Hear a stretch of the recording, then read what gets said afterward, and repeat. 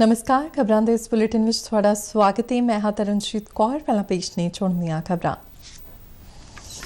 वित्त मंत्री निर्मला सीतारमण ਵੱਲੋਂ संसद विच पेश आर्थिक सर्वेखण विच साल 2023-24 दौरान जीडीपी की वाधा दर 6 ਤੋਂ 6.5% रहने का अनुमान।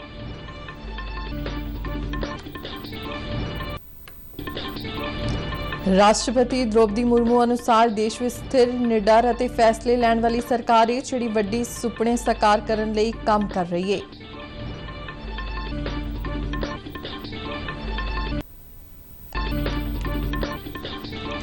चंडीगढ़ विच G20 की मीटिंग लई आए विदेशी मेहमानां ने पंजाबी सभ्याचार का आनंद माणिया।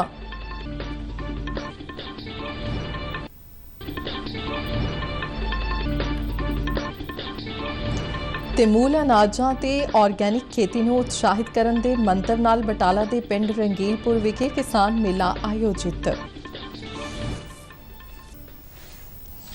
ते हुण खबरां विस्तार नाल। माली वरे 2022-23 दे आर्थिक सर्वेखण विच अगले वरे लई हकीकी तौर ते 6.5% दे जीडीपी वाधे का अनुमान लाया गया है। वित्त मंत्री निर्मला सीतारमण ने भलके संसद विच पेश किए जाने वाले आम बजट तो पहला अज दोहां सदनां विच आर्थिक सर्वेखण पेश किया। सर्वेखण मुताबिक चालू माली वरे दौरान भारतीय अर्थचारे विच हकीकी तौर ते 7% की दर नाल वाधे की आस है। यह भी कहा गया है कि भारत दुनिया विच सब तो तेजी नाल वधदा मुख अर्थचारा बनिया रहेगा अते इस साल मार्च विच भारत की जीडीपी तकरीबन $3.5 ट्रिलियन रहेगी। सर्वेखण विच कहा गया कि कीमतां विच वाधा काफ़ी घट हो गया है अते मुद्रा स्फीति की सालाना दर 6% तो थल्ले है अते जबकि थोक कीमत वाधा 5% तो घट की दर नाल हो रहा है। राष्ट्रपति द्रौपदी मुर्मू ने कहा है कि देश विच अजीही सरकार है जिहड़ी ईमानदार व्यक्तियों का सम्मान करदी है अते गरीबां दीआं समस्यावां दे हल अते उन्हां नूं पक्के तौर ते मजबूत करन लई काम कर रही है। संसद के सेंट्रल हाल विच अज दोवां सदनां की सांझी मीटिंग नूं संबोधन करदिआं राष्ट्रपति मुर्मू ने कहा कि भारत विच स्थिर निडर अते फैसले लैण वाली सरकार है जिहड़ी वड्डे सुपने साकार करन लई काम कर रही है। लगभग 9 वर्षों में भारत के लोगों ने अनेक सकारात्मक परिवर्तन पहली बार देखे हैं। सबसे बड़ा परिवर्तन ये हुआ है कि आज हर भारतीय का आत्मविश्वास शीर्ष पर है और दुनिया का भारत को देखने का नजरिया बदला है। जो भारत को भी अपनी अधिकांश समस्याओं के समाधान के लिए दूसरों पर निर्भर था, वही आज दुनिया की समस्याओं के समाधान का माध्यम बन रहा है। राष्ट्रपति ने कहा कि साल 2047 तक अजिहे देश का निर्माण करने की जरूरत है जिस विच ना सिर्फ माण वाले पिछोकड़ नूं अपनाया जाए बल्कि आधुनिकता के सारे सुनहरी पक्षां नूं भी शामिल किया जाए। हमें ऐसा भारत बनाना है जो आत्मनिर्भर हो और जो अपने मानवीय दायित्वों का पूरा करने के लिए भी समर्थ हो। ऐसा भारत हो जिसमें गरीबी ना हो, जिसका मध्यम वर्ग भी वैभव से युक्त हो। ऐसा भारत हो जिसकी युवा शक्ति और नारी शक्ति समाज और राष्ट्र को दिशा देने के लिए सबसे आगे खड़े हो, जिसके युवा समय से 2 कदम आगे चलते हो। ऐसा भारत जिसकी विविधता और अधिक उज्जवल हो, जिसकी एकता और अधिक अटल हो। राष्ट्रपति मुर्मू ने कहा कि देश विच 11 करोड़ छोटे किसान ने जिन्हां नूं मजबूत करने लई हर तरह के यतन किए जा रहे हैं। मेरी सरकार की प्राथमिकता में देश के 11 करोड़ छोटे किसान भी है। ये छोटे किसान 2 दशकों से सरकार की प्राथमिकता से वंचित रहे थे। आप इन्हें सशक्त और समृद्ध करने के लिए हर तरह की कोशिश की जा रही है। पीएम किसान सम्मान निधि के तहत इन छोटी किसानों को 2.25 लाख करोड़ रुपया से अधिक की मदद दी गई।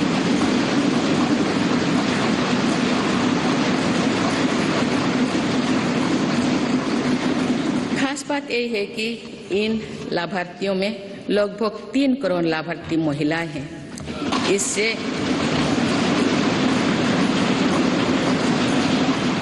इससे अभी तक लगभग 54,000 करोड़ रुपया महिला किसानों को मिल चुकी है।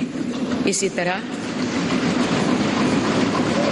तरह छोटे किसानों के लिए फसल बीमा, सोयल हेल्थ कार्ड, किसान क्रेडिट कार्ड, केसीसी की कवरेज बढ़ाने के साथ ही हमारी सरकार ने पहली बार पशुपालकों और मछुआरों को भी किसान क्रेडिट कार्ड की सुविधा से जोड़ा। राष्ट्रपति मुर्मू ने कहा कि सर्जिकल स्ट्राइक, अतवादी खात्मे ਲਈ ठोस कार्रवाई, कंट्रोल रेखा ਤੇ ਐਕਚੁਅਲ ਕੰਟਰੋਲ ਰੇਖਾ ਤੇ ਹਰ ਤਰ੍ਹਾਂ ਦੀ ਕਾਰਵਾਈ ਨੂੰ ਸਖਤ ਜਵਾਬ, ਧਾਰਾ 370 ਅਤੇ 3 ਤਲਾਕ ਹਟਾਉਣਾ ਸਰਕਾਰ ਦੇ ਫੈਸਲਾਕੁਨ ਉਦਾਹਰਨ ਨੇ। ਪ੍ਰਧਾਨ ਮੰਤਰੀ ਨਰਿੰਦਰ ਮੋਦੀ ਨੇ ਕਿਹਾ ਹੈ ਕਿ ਮੌਜੂਦਾ ਹਾਲਾਤ ਵਿੱਚ ਦੁਨੀਆ ਦੀਆਂ ਨਜ਼ਰਾਂ ਭਾਰਤ ਦੇ ਬਜਟ ਤੇ ਲੱਗੀਆਂ ਹੋਈਆਂ ਨੇ।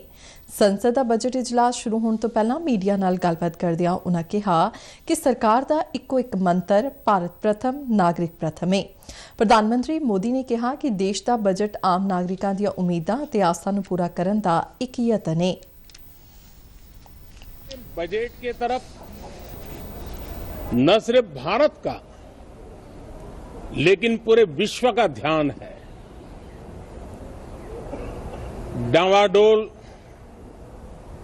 विश्व की आर्थिक परिस्थिति में भारत का बजट भारत के सामान्य मानवी की आशा आकांक्षाओं को तो पूरा करने का प्रयास करेगा ही, लेकिन विश्व जो आशा की किरण देख रहा है उसे वो और अधिक प्रकाशमान नजर आए। मुझे पूरा भरोसा है निर्मला जी इन अपेक्षाओं को पूर्ण करने के लिए भरपूर प्रयास करेगी। ਪ੍ਰਧਾਨ ਮੰਤਰੀ ਨਰਿੰਦਰ ਮੋਦੀ ਨੇ ਸਦਨ ਨੂੰ ਸੁਚਾਰੂ ਤਰੀਕੇ ਨਾਲ ਚਲਾਉਣ ਲਈ ਵਿਰੋਧੀ ਧਿਰ ਤੋਂ ਸਹਿਯੋਗ ਮੰਗਿਆ ਅਤੇ ਆਸ ਪ੍ਰਗਟਾਈ ਕਿ ਵਿਰੋਧੀ ਧਿਰ ਵੱਲੋਂ ਸਹਿਯੋਗ ਦਿੱਤਾ ਜਾਵੇਗਾ। इस बजट सत्र में भी तकरार भी रहेगी,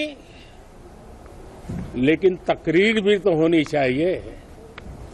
और मुझे विश्वास है कि हमारे विपक्ष के सभी साथी बड़ी तैयारी के साथ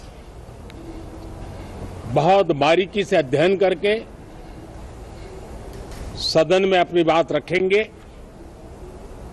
सदन देश के नीति निर्धारण में बहुत ही अच्छी तरह से चर्चा करके अमृत निकालेगा जो देश को काम आएगा।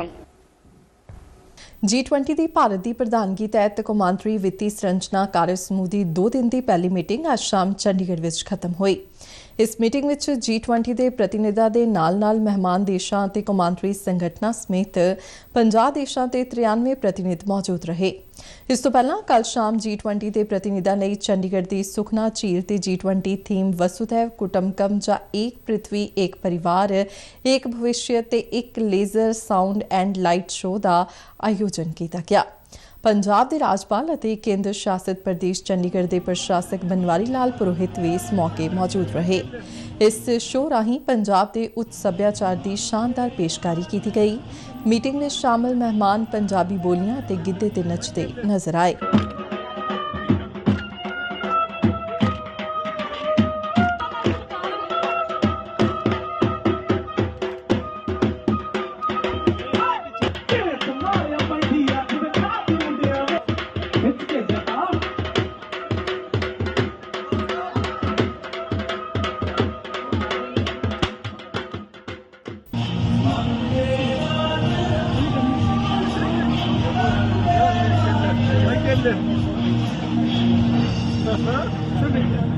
ਪੰਜਾਬ ਭਾਰਤੀ ਜਨਤਾ ਪਾਰਟੀ ਦੇ ਪ੍ਰਧਾਨ ਅਸ਼ਵਨੀ ਸ਼ਰਮਾ ਨੇ ਕਿਹਾ ਕਿ ਸਾਕਾ ਨੀਲਾ ਤਾਰਾ ਦੌਰਾਨ ਫੌਜ ਦੀ ਅਗਵਾਈ ਕਰਨ ਵਾਲੇ ਰਿਟਾਇਰਡ ਜਨਰਲ ਕੁਲਦੀਪ ਸਿੰਘ ਬਰਾੜ ਦੇ ਬਿਆਨ ਨਾਲ ਕਾਂਗਰਸ ਦਾ ਅਸਲ ਚਿਹਰਾ ਇੱਕ ਵਾਰ ਫਿਰ ਲੋਕਾਂ ਸਾਹਮਣੇ ਬੇਨਕਾਬ ਹੋ ਗਿਆ ਹੈ।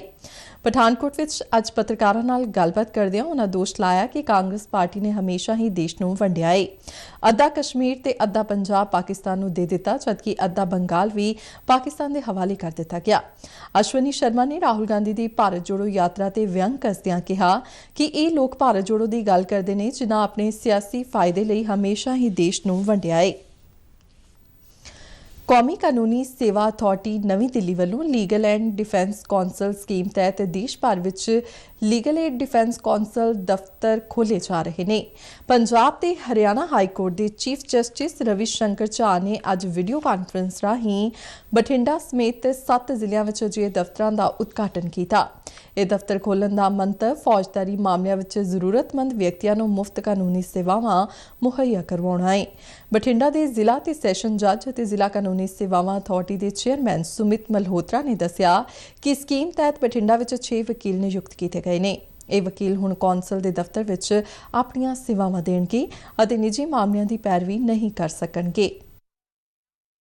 ਮੈਨੂੰ ਬੜੀ ਆਸ਼ਾ ਹੈ ਕਿ ਇਸ ਸਕੀਮ ਦਾ ਲਾਭ ਬੜੇ ਸਾਰੇ ਲੋਕਾਂ ਨੂੰ ਜੜ੍ਹਾਂ ਤੱਕ ਜਾਏਗਾ, ਜਿਹਦੇ 'ਚ ਨਾਲ ਅਕਿਊਜ਼ ਨੂੰ ਵੀ ਫਾਇਦਾ ਹੋਏਗਾ। ਹਰ ਸਟੇਜ ਤੇ ਸਾਡੀ ਕਚਹਿਰੀਆਂ 'ਚ ਪਹਿਲਾਂ ਵੀ ਅਸੀਂ ਲੀਗਲ ਏਡ ਦਿੰਦੇ ਆਏ ਹਾਂ, ਲੇਕਿਨ ਉਹ ਲੀਗਲ ਏਡ 'ਚ ਥੋੜ੍ਹੀ ਜਿਹੀ ਕਮੀ ਮਹਿਸੂਸ ਹੁੰਦੀ ਸੀਗੀ, ਕਿਉਂਕਿ ਜਿਹੜੇ ਲਾਇਰਸ ਅਸੀਂ ਜਿਨ੍ਹਾਂ ਨੂੰ ਅਪਾਇੰਟ ਕਰੀਦਾ ਸੀਗਾ ਉਹ ਪ੍ਰਾਈਵੇਟ ਪ੍ਰੈਕਟਿਸ ਵੀ ਕਰਦੇ ਹੁੰਦੇ ਸੀ ਅਤੇ ਆਪਣੀ ਉਹ ਪ੍ਰਾਈਵੇਟ ਪ੍ਰੈਕਟਿਸ ਵੀ ਕਰਦੇ ਸੀਗੇ ਅਤੇ ਲੀਗਲ ਏਡ ਦਾ ਕੰਮ ਵੀ ਕਰਦੇ ਹੁੰਦੇ ਸੀਗੇ। ਲੇਕਿਨ ਇਹ ਸਕੀਮ 'ਚ ਹੁਣ ਅਸੀਂ ਕੀ ਕੀਤਾ ਹੈ ਕਿ ਅਸੀਂ 6 ਵਕੀਲ ਸਾਹਿਬਾਨ ਨੂੰ ਸਪੈਸ਼ਲੀ ਇਸੇ ਕੰਮ ਲਈ ਹੀ ਅਪਾਇੰਟ ਕੀਤਾ ਹੈ and they will be on the paroles, ਅਤੇ ਉਹ ਕਿਸੇ ਹੋਰ ਪ੍ਰੈਕਟਿਸ 'ਚ ਨਹੀਂ ਰਹਿਣਗੇ ਜਦ ਤੱਕ ਉਹ ਸਾਡੇ ਨਾਲ ਇਸ ਸਕੀਮ ਦੇ ਅੰਡਰ ਹੈਗੇ ਨੇ, ਅਤੇ ਉਹ ਸਿਰਫ ਇਸੇ ਸਕੀਮ ਦੇ ਹੀ ਦਾ ਲਾਭ ਜਿਹੜਾ ਵੀ ਅਸੀਂ ਉਹਨਾਂ ਨੂੰ ਅਲਾਟ ਕਰਾਂਗੇ ਕੰਮ, ਉਹਦੇ ਵਿੱਚ ਦੇ will B performing only this duty. ਖੇਤੀਬਾੜੀ ਮਹਿਕਮੇ ਵੱਲੋਂ ਗੁਰਦਾਸਪੁਰ ਜ਼ਿਲ੍ਹੇ ਦੇ ਬਟਾਲਾ ਕਸਬੇ ਲਾਗੇ ਪਿੰਡ ਰੰਗੀਲਪੁਰ ਵਿਖੇ ਅੱਜ ਕਿਸਾਨ ਮੇਲੇ ਦਾ ਆਯੋਜਨ ਕੀਤਾ ਗਿਆ। ਇਸ ਦਾ ਮੰਤਵ ਰਵਾਇਤੀ ਫਸਲਾਂ ਤੋਂ ਖਹਿੜਾ ਛੁਡਵਾਉਣਾ ਅਤੇ ਮੂਲ ਅਨਾਜਾਂ ਤੇ ਆਰਗੈਨਿਕ ਖੇਤੀ ਕਰਨ ਵਾਲੇ ਕਿਸਾਨਾਂ ਦਾ ਰੁਖ ਮੋੜਨਾ ਰਿਹਾ। ਜ਼ਿਲ੍ਹਾ ਯੋਜਨਾ ਬੋਰਡ ਦੇ ਚੇਅਰਮੈਨ ਜਗਰੂਪ ਸਿੰਘ ਸੇਖਵਾ ਇਸ ਮੇਲੇ ਦੇ ਮੁੱਖ ਮਹਿਮਾਨ ਰਹੇ। ਮੇਲੇ ਵਿੱਚ ਪੁੱਜੇ ਕਿਸਾਨਾਂ ਨੇ ਮੂਲ ਖੇਤੀ ਦੀ ਜਾਣਕਾਰੀ ਹਾਸਲ ਕਰਨ ਵਿੱਚ ਡੂੰਘੀ ਰੁਚੀ ਦਿਖਾਈ। ਮੂਲ ਅਨਾਜਾਂ ਦੀ ਖੇਤੀ ਕਰਨ ਵਾਲੇ ਕਿਸਾਨ ਗੁਰਮੁਖ ਸਿੰਘ ਅਤੇ ਰਜਿੰਦਰ ਸਿੰਘ ਨੇ ਕਿਹਾ ਕਿ ਅੱਜ ਆਪਣੀ ਜ਼ਮੀਨ ਤੇ ਫਸਲ ਨੂੰ ਜ਼ਹਿਰ ਮੁਕਤ ਕਰਨ ਦੀ ਜ਼ਰੂਰਤ ਹੈ।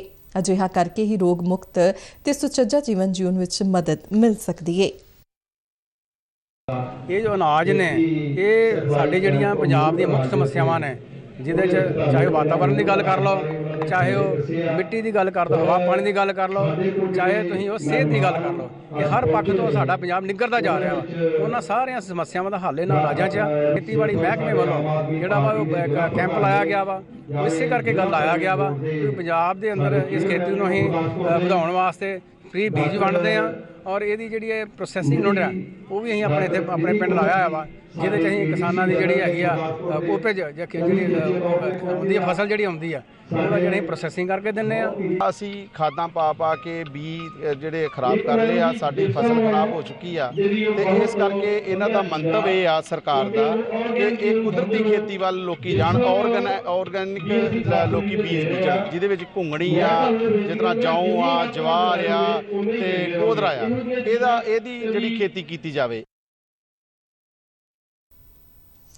ਦੂਰਦਰਸ਼ਨ ਕੇਂਦਰ ਜਲੰਧਰ ਵਿੱਚ ਨਿਦੇਸ਼ਕ ਇੰਜੀਨੀਅਰਿੰਗ ਅੰਮ੍ਰਿਤਪਾਲ ਸਿੰਘ ਅਤੇ ਇੰਜੀਨੀਅਰਿੰਗ ਸਹਾਇਕ ਸਵਰਨਜੀਤ ਸਿੰਘ ਮਾਣਕ ਤਕਰੀਬਨ 38 ਸਾਲ ਦੀ ਸੇਵਾ ਮਗਰੋਂ ਅੱਜ ਸੇਵਾ ਮੁਕਤ ਹੋਏ।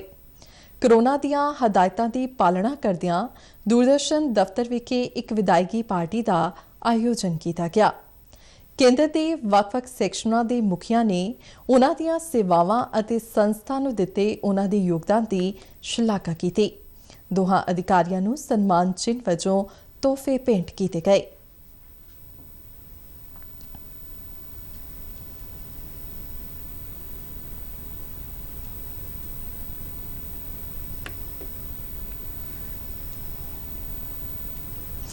ਫਾਜ਼ਿਲਕਾ ਜ਼ਿਲ੍ਹੇ ਦੇ ਧਰਾਂਗਵਾਲਾ ਪਿੰਡ ਦੇ ਇੱਕ ਨੌਜਵਾਨ ਰਾਮਚੰਦਰ ਨੇ ਦੱਖਣੀ ਅਫਰੀਕਾ ਦੀ ਸਭ ਤੋਂ ਉੱਚੀ ਚੋਟੀ ਕਿਲੀਮੰਜਾਰੋ ਸਰ ਕਰਕੇ ਦੇਸ਼ ਦਾ ਨਾਂ ਰੌਸ਼ਨ ਕੀਤਾ ਹੈ। ਇਸ ਚੋਟੀ ਦੀ ਉਚਾਈ 5895 ਮੀਟਰ ਹੈ। ਰਾਮਚੰਦਰ ਨੇ ਪ੍ਰਾਪਤੀ 26 ਜਨਵਰੀ ਨੂੰ ਗਣਤੰਤਰ ਦਿਵਸ ਵਾਲੇ ਦਿਨ ਕੀਤੀ ਸੀ। ਇਸ ਤੋਂ ਪਹਿਲਾਂ ਉਹ ਜਿਹੀਆਂ ਕਈ ਮੁਹਿੰਮਾਂ ਸਫਲਤਾ ਨਾਲ ਪੂਰੀਆਂ ਕਰ ਚੁੱਕਿਆ ਹੈ।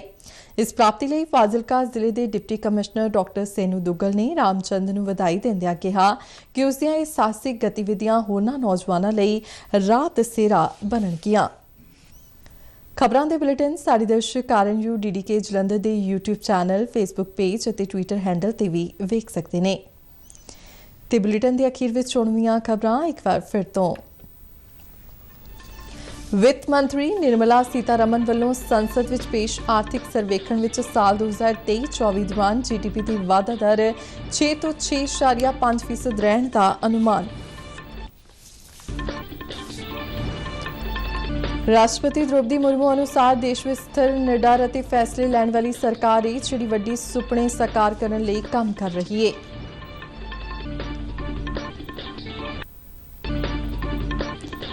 ਚੰਡੀਗੜ੍ਹ ਵਿੱਚ G20 ਦੀ ਮੀਟਿੰਗ ਲਈ ਆਏ ਵਿਦੇਸ਼ੀ ਮਹਿਮਾਨਾਂ ਨੇ ਪੰਜਾਬੀ ਸੱਭਿਆਚਾਰ ਦਾ ਆਨੰਦ ਮਾਣਿਆ ਤੇ ਮੂਲ ਅਨਾਜਾਂ ਤੇ ਆਰਗੈਨਿਕ ਖੇਤੀ ਨੂੰ ਉਤਸ਼ਾਹਿਤ ਕਰਨ ਦੇ ਮੰਤਰ ਨਾਲ ਬਟਾਲਾ ਦੇ ਪਿੰਡ ਰੰਗੀਲਪੁਰ ਵਿਖੇ ਕਿਸਾਨ ਮੇਲਾ ਆਯੋਜਿਤ। ਇਸ ਦੇ ਨਾਲ ਹੀ ਖਬਰਾਂ ਦਾ ਬੁਲੇਟਿਨ ਖਤਮ ਹੋਇਆ। ਇਜਾਜ਼ਤ ਦਿਓ, ਨਮਸਕਾਰ।